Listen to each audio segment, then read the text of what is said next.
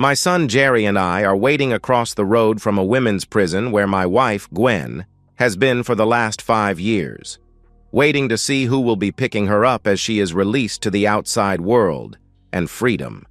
It most assuredly will not be us, after what my brother and she had put us through 6 years ago. The memory still to this day hurts and angers me.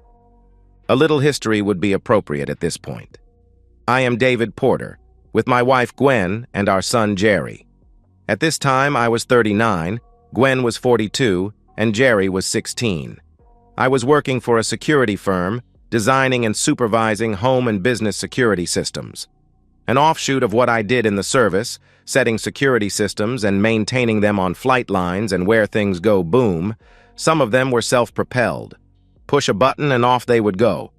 Up until then, I thought we had a happy marriage with a very satisfying love life. I guess for 17 years we did. My marriage did not start to go to hell until after I let my brother move in with us, at Gwen's urging. He was recently divorced and had just moved back into the area and needed a place to stay. I warned her that he has always been a con man and would treat this as a free ride for as long as he can get away with it. He always saw himself as a ladies' man and thought every woman was fair game. "Surely he would not pull that on me, your wife," Gwen said. I replied, "He better not. I trust you, him not so much." I should have followed my gut instinct and not been swayed by Gwen, who always believed that friends and family deserved a chance. When he moved in, I let him know I expected him to be seriously looking for work. I was not going to support him. Get a job and find a place to stay. I would help all that I could to get him set up. Dwayne smiled. "I appreciate that, big brother. Don't worry. I'll get my life together." I really did not like his smile. Then I was working on an advanced security system for a high-rise townhome complex. This required many long hours, 12 to 14 hours a day, 7 days a week. The bonus for completing the job on time was substantial, and ahead of time even better. The crew's incentive was guaranteed. Harder, more competent team could not be had for love or money. I was right with them, managing the work and getting my hands dirty right along with them. We completed the job in 3 months instead of 4 months. I had my boss paying regular hours on one account, with overtime and bonus money into a separate account. My boss accused me of being an incurable romantic, saving up for a cruise Gwen had always wanted to take. I wanted to be able to get a first-class cabin and fly to the port first class. My crew and I were given a week off with pay, as well as our bonus. My boss and the board of directors were very happy and impressed with our job. I also applied for a week's vacation to give me 2 weeks, and was granted. I wanted some time to be alone with Gwen and to light a fire under Dwayne's back. He had gone from one job to another, either getting fired or quitting because of unfair treatment. Before my 2 weeks off, I had been getting a little warning voice in the back of my mind. Being home, I started noticing every time Dwayne talked with me, he had a perpetual smirk. Gwen and Dwayne started with little jokes, at my expense. Okay, it's all in good fun, right? Then it went from jokes to being told, "Go get your brother a beer." "It's your turn to clean the kitchen," she replied. Then getting very annoyed when I asked, "When is it going to be someone else's turn?" As a result, things got just a little frosty, like I was at fault for questioning the division of labor. Jerry and I were running to the local hardware store for some hardware for the cabinets. Jerry looked over at me while we were driving. "Dad, while you were working on that project, things got kind of weird." Dwayne and Mom started sitting closer together and giggling a lot. When I would walk into the room, they would stop talking. One day I came home and I heard noise from your bedroom, like the ones you and Mom used to make. When I asked Mom about it, Dwayne grabbed me and told me to keep my mouth shut because he would surely hate to put me in the hospital. Then he hit me in the ribs. "I would be joining you there," he told me. "When did this happen?" I asked. "Right before you finished that job. A few days ago, I heard Dwayne saying he would set you straight on who was in charge now." Mom just laughed. "You know you can mess with me all you want, but you don't threaten my son." Jerry looked at me as I pulled into a parking lot, shaking too much to drive. Dad, I have never seen you with that look on your face. You are scaring me. Son, you are not the one who needs to worry. My brother and your mother are going to see me otherwise. One I tried to forget. First, I will get the proof from my lawyer, then turn him loose on both of them. We will be elsewhere when the fecal matter hits the spinning blade. On Monday, I went to talk to my boss, Paul Maxwell, who hates cheaters and is a veteran himself. His wife divorced him while he was deployed in the sandbox. He told me to take the time I needed to take care of the situation.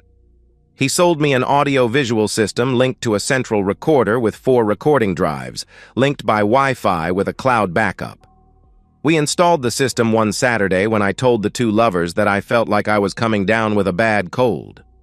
Gwen and Dwayne were both insincerely sympathetic as they went to the barbecue at a friend's house on the other side of our little town.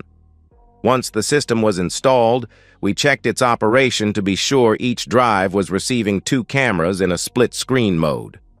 Next, a separate receiver keyed into our cell phones, every call recorded for posterity. Both of our laptops could be used to check and monitor the live feed or recorded data. After I consulted a lawyer and paid the retainer and gave him the cloud link to have the recordings on hand for the divorce. Then we made our plans. We were going to be absent for a few weeks when the divorce papers and restraining orders were served on Gwen and Dwayne. Jerry laid the groundwork to explain his absence from school, explaining that things were getting really bad at home. We packed up 2 small duffel bags and stashed them in the garage and bought an old beat-up truck to drive to a hunting fishing camp.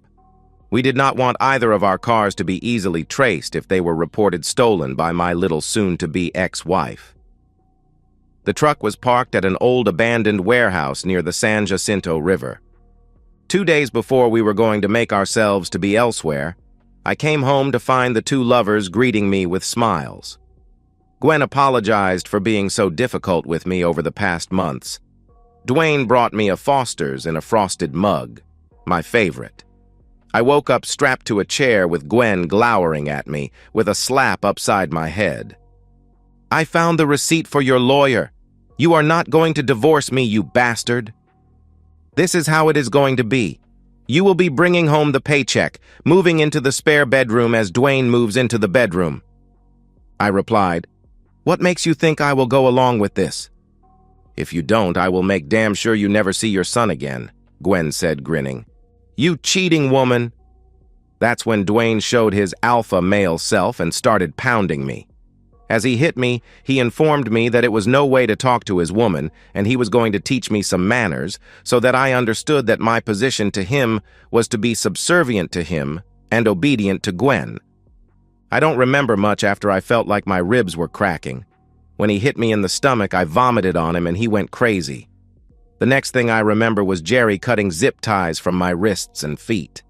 Dad, I came as soon as I could after I checked on my laptop. I waited until they went to sleep after tiring themselves out. I'm sorry I could not have been faster. Let's get you to a doctor. He drove me to a 24-hour clinic where I made the acquaintance of Dr. Goldfarb and his Selma LeBeau. While I was in X-ray, Jerry explained to the doctor what happened. Dr. Goldfarb just shook his head in disbelief, and he ordered additional blood tests. When I was returned to the examining room, the doctor came in to talk with me. Mr. Porter, you do realize that I will have to report this to the police. Aside from the injuries, cracked ribs, broken collarbone, there was a dangerous cocktail for drugs in the lab test. Dr. Goldfarb, can you hold off on the report until I can get myself mobile again? We need to get out of their reach before the police get involved. I will give you 24 hours before I send my report in. You should be mobile by then, he replied. 4 hours later, at about 9 a.m., the cheating woman and stain, as I now thought of them, arrived at the clinic angrily demanding to see me. Jerry was concerned until he heard Nurse Thelma tell them she did not know of anyone by that name at the clinic. Gwen was screaming, I know they are here. The cell phone tracking app shows they are here. Jerry and I looked at each other. We had not thought about the tracking app.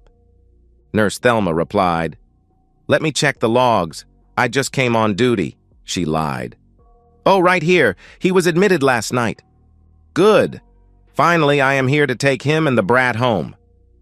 That can't be done at this time. He is unconscious under sedation for his injuries. He was sedated so we could set his broken bones, she said with a straight face.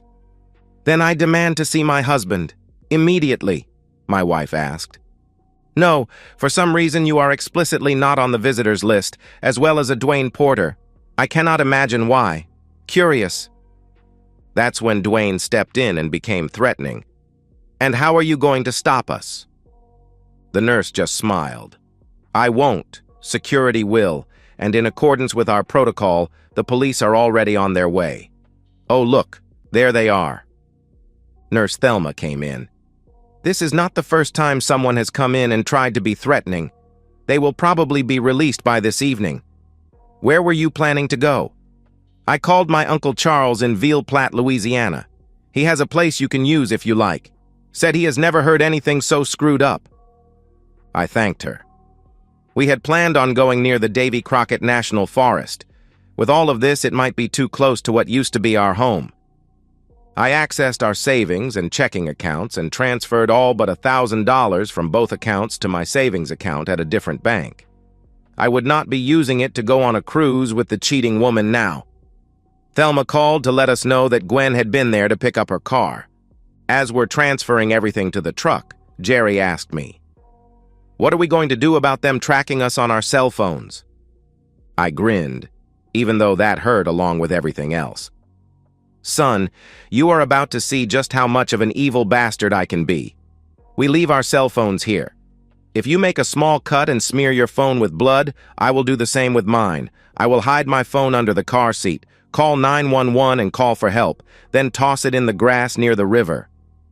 My son, being the ham that he is, dialed 911. Help, please, no. Then he dropped his phone.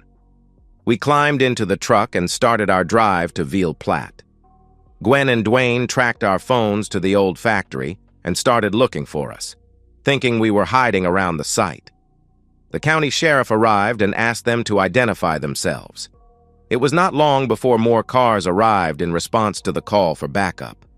When my phone was found under the seat with fresh blood on it, the two cheaters were handcuffed and placed in separate cars as the search continued. Jerry's bloodied phone was found near the river. They were brought in for further questioning, where they met Detective Sinclair. Of course, they refused to talk without a lawyer present. In the presence of their lawyers, each was questioned separately. They did not like what they were told, even a little bit.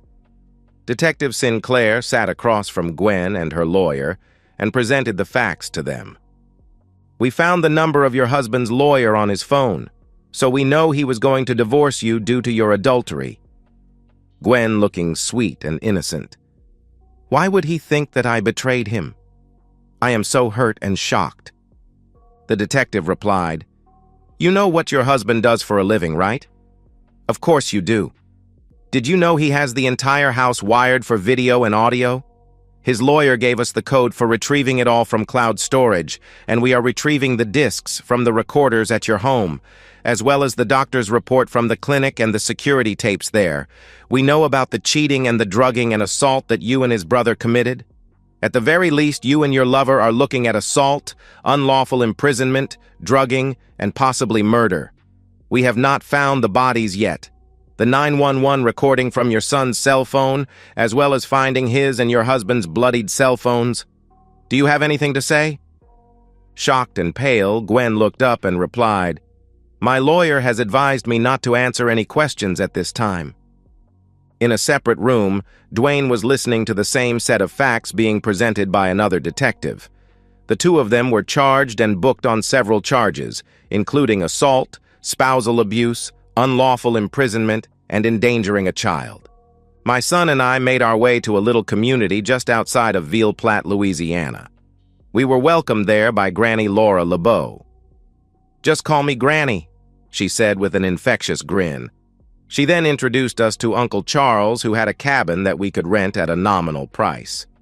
Selma's kid sister Sheila seemed to take an interest in Jerry when Granny introduced her to us. As it turned out, they became very interested in each other. We settled in and watched as the trial date came up.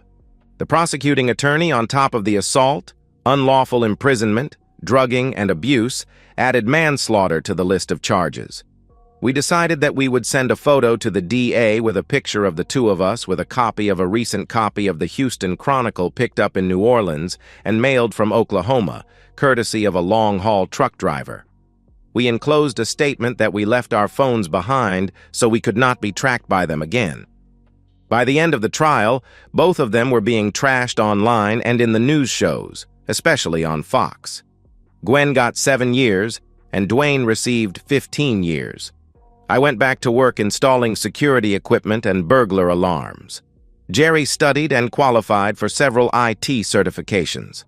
Dwayne was quite popular in prison. He was treated slightly better than child molesters and rapists. Being a kind and caring brother, I arranged to have monthly gifts of preparation sent to him. I learned from our brother Anthony it really pissed him off at first. Gwen was welcomed into the group of women who were imprisoned for being part of human trafficking and prostitution. It seems she was able to master her oral skills. My son Jerry and I are waiting across the road from a women's prison where my wife Gwen has been for the last 5 years, waiting to see who will be picking her up as she is released to the outside world and freedom. It most assuredly will not be us, after what my brother and she had put us through 6 years ago. I am not as angry as I once was. With the help of a couple of mature ladies in boilerplate, restored my self-respect. 3 of them made it their purpose in life to prove that there were good women left in the world. We share a house together now. Whenever my stamina starts flagging, they bake me a persimmon pie. That and occasional blue pills work just fine. Jerry is there with the 2 sisters who latched on to him, with a 2-year-old daughter, a 5-year-old son, and a 6-month-old daughter. For some reason, he is stocking up on shotgun shells. Oh well, he will learn. Gwen is being picked up by her youngest sister as she walks to the car. A young woman who usually delivers divorce papers hands her an envelope with pictures of us and a note, and a bank account with $25,000 in it from the sale of our old home. "These are your grandchildren. Look across the road. That's where we are. That is as close as you will ever get to us again." She started to try to cross the road, but we were already climbing into our van and driving off. We never looked back. And so, we've reached the end of today's story. Was it what you expected, or did it take a twist you didn't see coming? I'm curious to hear your thoughts. Share them in the comments below, and let's get a conversation going. If this story kept you hooked, make sure to hit that like button. And if you're new here or just haven't subscribed yet, now's the perfect time to join our community. I bring you fresh, captivating stories every day, so click that subscribe button and turn on notifications so you never miss out. Thanks for watching, and I'll see you in the next one.